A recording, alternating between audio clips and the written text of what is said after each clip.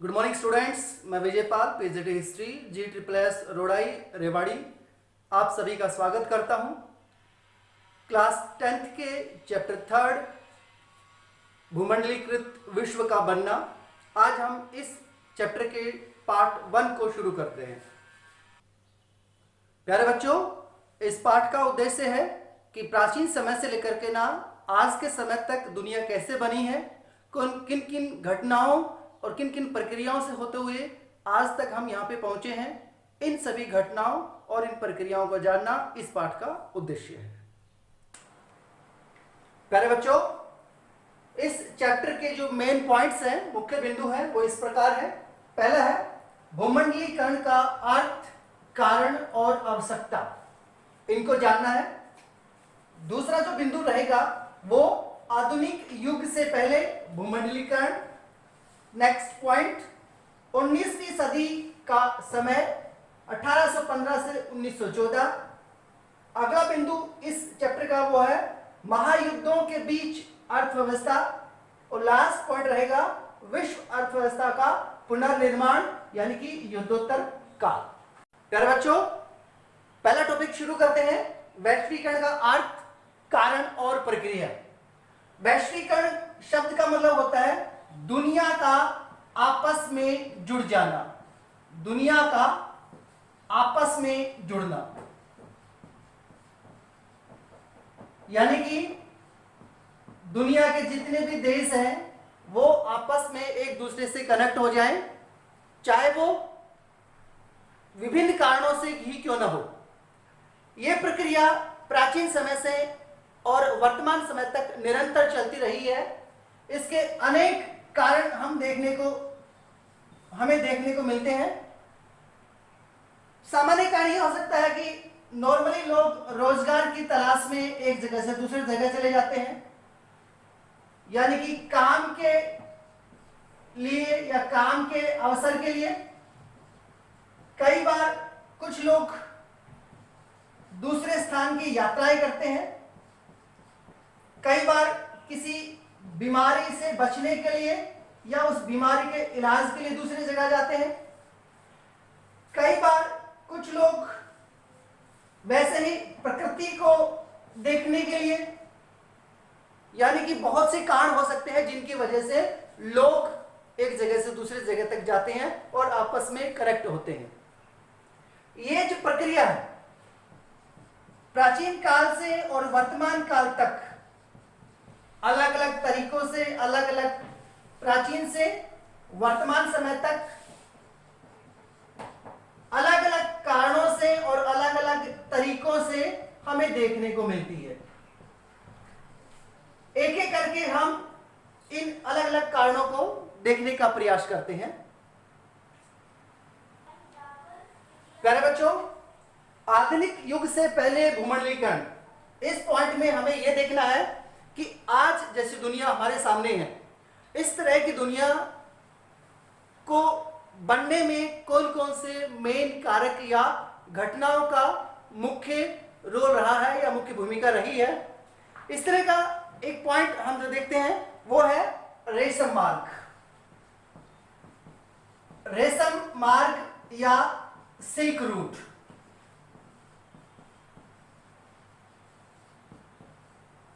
रेशम मार्ग नाम से क्लियर है कि मुख्य जो सामान है वो रेशम या सिल्क है। ये एक लगभग 6000 किलोमीटर लंबा एक व्यापारिक मार्ग था जो चीन से लेकर के यूरोप तक फैला हुआ था।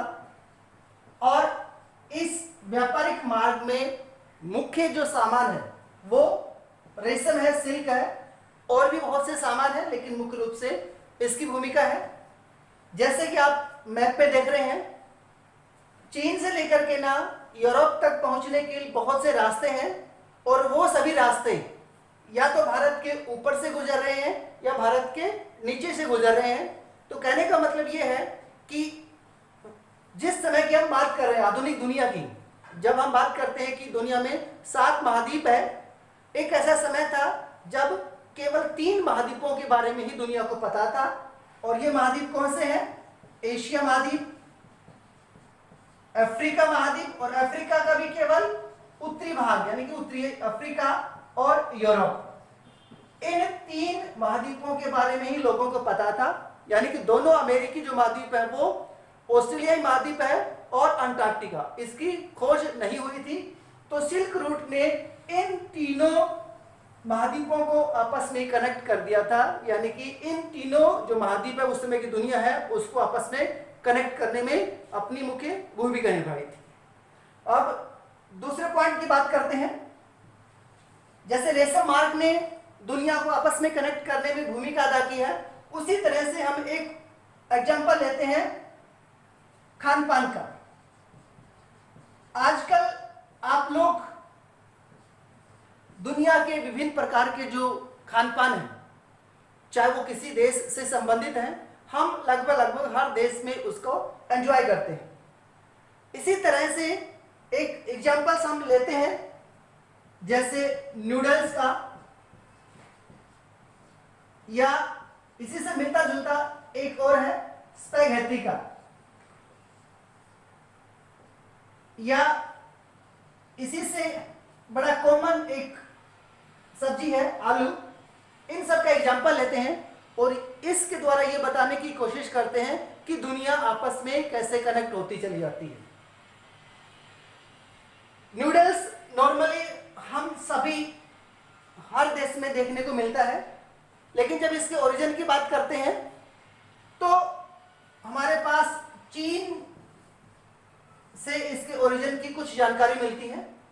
फिर बाकी दुनिया में चाहे जापान हो, भारत हो या यूरोप के दूसरे देश, वहां पर भी इस तरह के जो व्यंजन है वो हमें देखने को मिलते हैं। और इसके ओरिजिन को ढूंढने की जब हम कोशिश करते हैं तो कई बार खुद कंफ्यूज हो जाते हैं कि ये बेसिकली कहां से शुरू हुआ होगा। इसी तरह एक और हमारे पास एग्जाम्पल है जो ये शो करता है कि दुनिया जो आज की दुनिया है वो किस प्रकार से बनी है। वो है विजयों की वजह से, या फिर ये कह लीजिएगा बीमारियों की वजह से, और व्यापार, या ये कह सकते हैं कि ये तीनों भी आपस में ही कनेक्टेड है। आधुनिक दुनिया के बनने में इनका भी बहुत बड़ा रोल रहा है।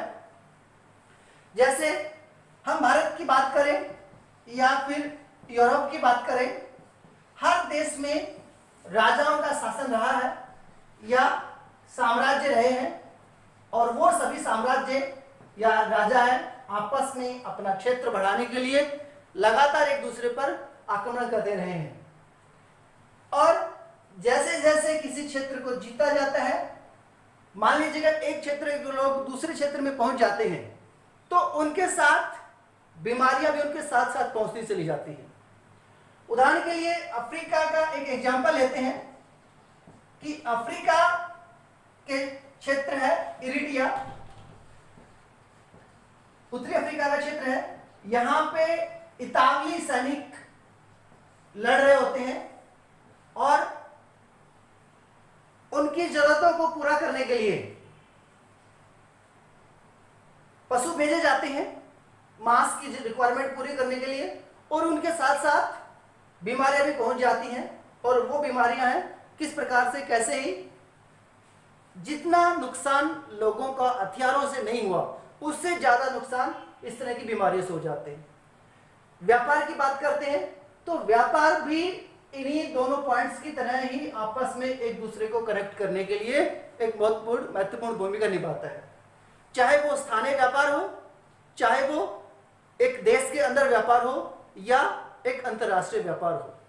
तो ये कुछ पॉइंट्स हैं जो प्राचीन समय में दुनिया को आपस में कनेक्ट करने में मुख्य भूमिका निभाते हैं। प्यारे बच्चों, हमारा टॉपिक चल रहा है भूमंडलीकरण या भूमंडलीकृत विश्व का बनना, यानी कि आज जैसी दुनिया हम देखते हैं वो कैसे बनी है। इससे पहले वाले पॉइंट में हमने प्राचीन समय की कुछ पॉइंट्स को डिस्कस किया था। अब उससे आगे वाला पॉइंट हम डिस्कस कर रहे हैं 19th सेंचुरी, 19वीं सदी, और विशेष करके ना 1815 से 1914, इस पीरियड में ऐसी कौन कौन सी घटनाएं हैं जो आधुनिक दुनिया के बनने में अपनी भूमिका अदा करती हैं, उसके बारे में देखने की जरूरत है। इस तरह का पहला जो पॉइंट है वो है इंग्लैंड में होने वाले परिवर्तन या इंग्लैंड का विश्व के बनने में क्या भूमिका रही है उसको जानना है। इंग्लैंड में होने वाले परिवर्तन,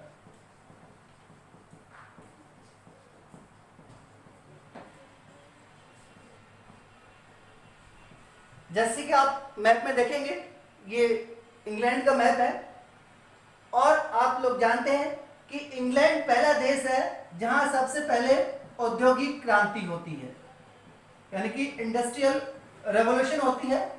औद्योगिक क्रांति का मतलब यह है कि यहाँ पर ज़्यादा से ज़्यादा उद्योग लगाए गए हैं, मशीनों का इस्तेमाल किया गया है और ज़्यादा से ज़्यादा मात्रा में कच्चा माल तैयार करके ना उसको दुनिया में बेचा गया।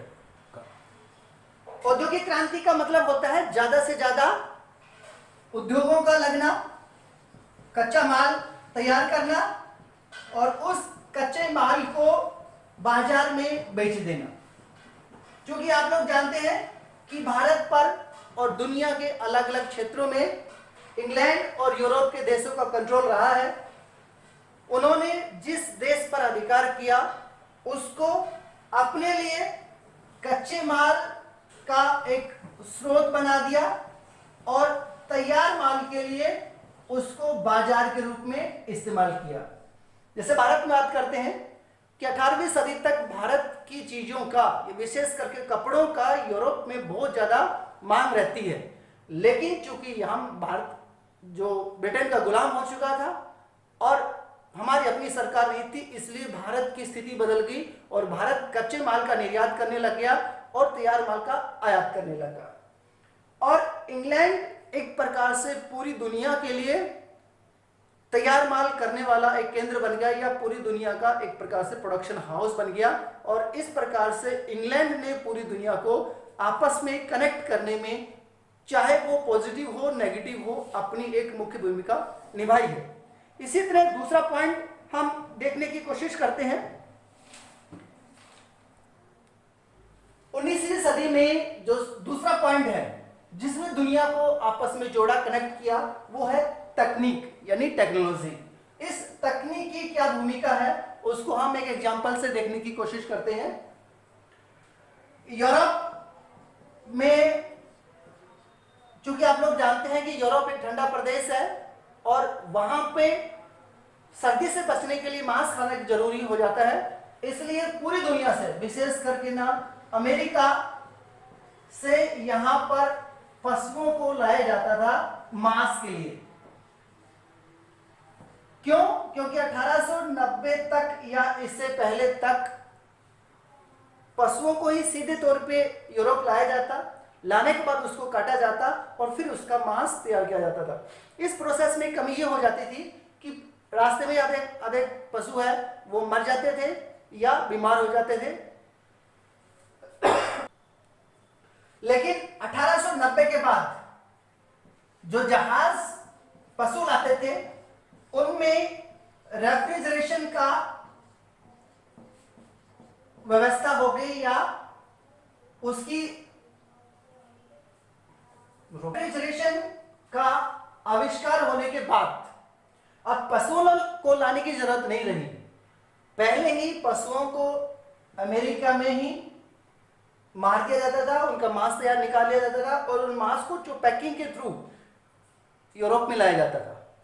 इसका फायदा यह हुआ कि अब पशु चूंकि बहुत ज्यादा स्पेस कवर करते थे, जबकि पैकिंग है वो बहुत कम जगह कवर करती थी, इसलिए ज्यादा अमाउंट में सामान लाया जाने लगा और इस वजह से जो खर्च है वो कम हो गया। यानी कि यूरोप में जब मांस पहुंच रहा है वो काफी सस्ता हो गया है और सस्ता होने की वजह से आम लोग हैं वो उसका इस्तेमाल कर सकते हैं। यानी कि तकनीक ने यह दिखाने की कोशिश की है कि कैसे दुनिया आपस में कनेक्ट होती हुई चली जाती है। तीसरा पॉइंट जो क्षेत्र में या फिर 19वीं सदी में जो हमें देखने को मिलता है, जो दुनिया को आपस में कनेक्ट करने में मुख्य रोल निभाता है, वो है 19वीं सदी के आखिर में उपनिवेशवाद। 19वीं सदी के आखिर में उपनिवेशवाद। उपनिवेशवाद का मतलब होता है कि एक कोई ताकतवर देश किसी कमजोर देश पर अपना अधिकार कर लेता है और उसके संसाधनों का अपने लिए इस्तेमाल करता है, तो वो उपनिवेशवादी प्रक्रिया कहलाती है। उदाहरण के लिए भारत है, भारत पर इंग्लैंड ने अपना अधिकार कर लिया और भारत के जो साधन हैं या रिसोर्सेज हैं, संसाधन हैं, उनका अपने लिए इस्तेमाल किया, तो भारत एक प्रकार से उपनिवेश बन गया इंग्लैंड का। यह प्रक्रिया केवल भारत और इंग्लैंड तक ही सीमित नहीं रही है। यूरोप के बहुत से देश इंग्लैंड के अलावा, जैसे फ्रांस, बाद में जर्मनी भी, इटली, स्पेन, पुर्तगाल, इन बहुत से देशों ने एशिया, अफ्रीका, अमेरिका, यानी कि दोनों जो अमेरिका है उत्तरी और दक्षिणी, इन सभी क्षेत्रों पर अपने उपनिवेश बनाए और यहां के संसाधनों का अपने लिए इस्तेमाल किया। हालांकि इन देशों ने इन सभी देशों का शोषण ही किया, लेकिन चाहे वो नेगेटिव हो चाहे वो पॉजिटिव हो, किसी भी तरीके से हो, दुनिया आपस में कनेक्ट होती हुई जा रही है। ये तो हमारा था थर्ड पॉइंट, जो 19वीं सेंचुरी में मुख्य रूप से अपनी भूमिका निभा रहे हैं दुनिया के एक होने में। अगला पॉइंट है, प्यारे बच्चों, हम बात कर रहे हैं उन बिंदुओं की, उन पॉइंट्स की जिसने 19वीं सदी में दुनिया को आपस में एक होने में या एक करने में मुख्य भूमिका निभाई है। इसी कड़ी में चौथा पॉइंट है रिंडरपेस्ट या मवेशी प्लेग।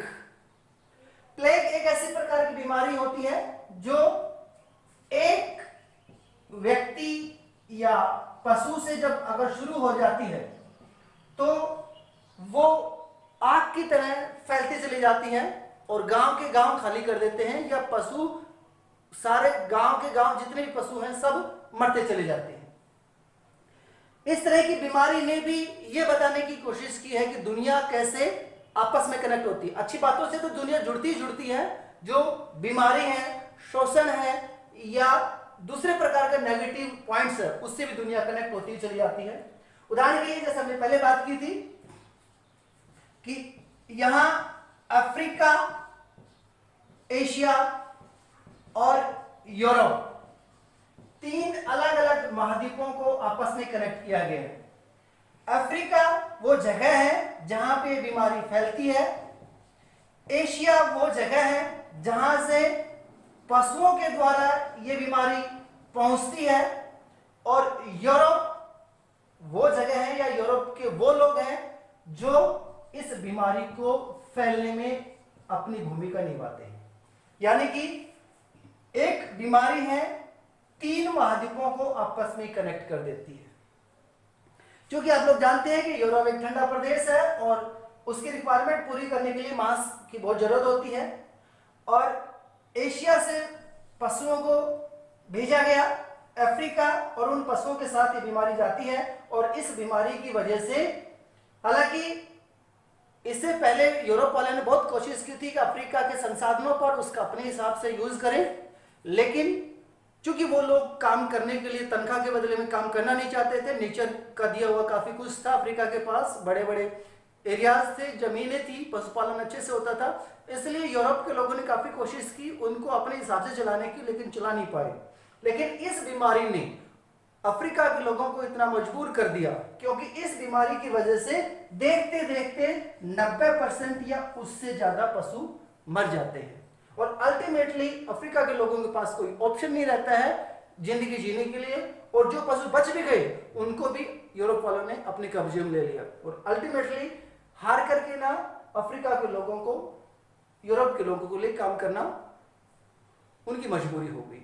इस प्रकार हम ये देखते हैं कि बीमारी भी कैसे दुनिया को आपस में कनेक्ट होने में मुख्य भूमिका निभाती है।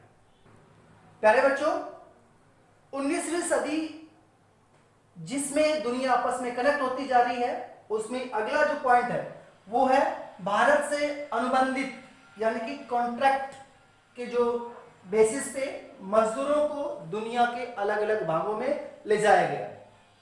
19वीं सदी या ये कह सकते हैं कि 18वीं और 19वीं सदी में भारत और चीन से, हालांकि और दूसरे देशों से भी गए हैं, यहां से लाखों मजदूरों को दुनिया के अलग अलग भागों में मजदूरी के लिए ले जाया गया है। विशेष करके ना जिसको आजकल हम वेस्ट इंडीज के नाम से जानते हैं, इस क्षेत्र में, या आजकल जिसको हम श्रीलंका कहते हैं, पहले इसको सिलोन कहते थे, इस क्षेत्र में और भारत के दक्षिण पूर्वी एशियाई देशों में, इन देशों में भारत से बहुत से मजदूरों को ले जाया गया। बहुत से भारतीय हैं, विशेष करके ना उन क्षेत्रों से जो आज का जो राज्य है, जैसे उत्तर प्रदेश है, बिहार है, मध्य प्रदेश, यानी कि जो गरीब इलाका उस समय था, यहाँ से मजदूरों की, चूंकि यहाँ पे ब्रिटिश का शोषण ज्यादा था, नेचर का प्रकोप भी ज्यादा होता जाता था, और इस वजह से यहाँ जिंदगी जीना उनके लिए मुश्किल लग रहा था, इसलिए वो अच्छे जिंदगी की उम्मीद में इन सभी क्षेत्रों में जाते हैं। हालांकि एग्रीमेंट होता है, एग्रीमेंट के तहत जाते हैं और कहते हैं कि एग्रीमेंट पूरा होने के बाद वापस आ जाएंगे। कुछ लोग वापस भी आए, लेकिन वापस आने के बाद यहाँ पे एडजस्ट नहीं कर पाए, इसलिए लोग वापस चले गए। क्योंकि ये लोग एक नए जगह पे गए हैं, वहां की कल्चर क्या है, वहां की भाषा, रहन सहन कुछ भी नहीं पता है, लेकिन कहते हैं कि आवश्यकता आविष्कार की जननी है, और जैसे जैसे लोग वहां पे जाते हैं और वहां पे काम करते हैं तो एक दूसरे की भाषा सीख जाते हैं, एक दूसरे की कल्चर, एक दूसरे का बोलचाल सब कुछ सीख जाते हैं। इसका एक बेस्ट एग्जाम्पल हमारे सामने है, एक चटनी म्यूजिक के नाम से जो वेस्ट इंडीज वाला इलाका है, उसमें काफी ज्यादा ये फेमस है, जो वेस्ट इंडीज और भारतीय लोगों का एक मिक्सअप सा है। इसी तरह क्रिकेट में कुछ नाम है, आप लोग जानते हैं, राम नरेश सरवन है या शिव नारायण चंद्रपाल है। ये नाम से ऐसा लगता है जैसे भारतीय नाम है, ये एक्चुअली भारतीय हैं जो इनके पूर्वज हैं और वेस्ट इंडीज वगैरह इलाके में चले गए हैं और वहां पे मिक्सअप हो गए हैं। तो ये एक प्रकार का एग्जाम्पल है। इस मैप में आप देखते हैं कि भारत से कैसे एक साइड में ये साउथ ईस्ट एशिया कंट्रीज में जा रहे हैं, कैसे दक्षिण में जा रहे हैं, कैसे ये पूर्वी क्षेत्रों में जा रहे हैं, और ये दिखाने की कोशिश करते हैं कि कैसे लोगों की जो जरूरत है, चाहे वो भूख की जरूरत है, चाहे वो काम की जरूरत है, लोगों को आपस में कनेक्ट करने में मुख्य भूमिका निभाती है। अब बात करते हैं भारत में विदेश में भारतीय उद्यमी। ये अगला पॉइंट है जो 19वीं सदी में दुनिया को कनेक्ट करने में मुख्य भूमिका निभाता है। हालांकि आप लोग जानते हैं कि भारत पर इंग्लैंड का अधिकार है, और इंग्लैंड चूंकि एक व्यापारिक कंपनी के अधीन रहा है, या फिर ये कह सकते हैं कि यूरोप के लोग अधिकतर बेसिकली भारत में व्यापार करने के लिए आए थे, लेकिन इनके साथ साथ भारतीय भी इनके जूनियर के तौर पे जहां जहां यूरोप वाले या फिर इंग्लैंड वाले गए, उनके साथ साथ ये भी चले गए, चाहे वो मध्य एशिया की बात हो, चाहे वो दक्षिण पूर्वी एशिया की बात हो, या फिर अफ्रीका की बात हो। जिन इलाकों में यूरोप के लोग गए, उनके साथ साथ भारतीय भी पहुंच गए। विशेष करके अगर बात करते हैं दक्षिण के, चाहे वो चेट्टियार है या राजस्थान के मारवाड़ी हैं, या फिर आज का जो पाकिस्तान है उसके रहने वाले सिंधी लोग हैं, ये लोग विभिन्न क्षेत्रों में गए, और चूंकि व्यापार इनकी जरूरत थी, और इस जरूरत की वजह से इन सभी क्षेत्रों में भारतीय लोग फैल जाते हैं और एक प्रकार से दुनिया को आपस में कनेक्ट करने में अपना रोल अदा करते हैं। कहते हैं 1860 के बाद तो दुनिया के जितने भी बड़े बड़े बंदरगाह हैं, यहाँ पर इन्होंने अपने बड़े बड़े एम्पोरियम खोल लिए गए। एम्पोरियम का मतलब जहां विभिन्न प्रकार का सामान रखा जाता है और एक प्रकार से ये अपने बिजनेस को एक्सपेंड करते हुए चले जाते हैं। और लास्ट में हम बात कर रहे हैं कि भारतीय व्यापार, उपनिवेशवाद और वैश्विक अर्थव्यवस्था के कनेक्ट होने के बारे में। भारत 18वीं सदी के मध्य तक भारत का यूरोप के मार्केट में या यूरोप के बाजार में बहुत बड़ी डिमांड होती है।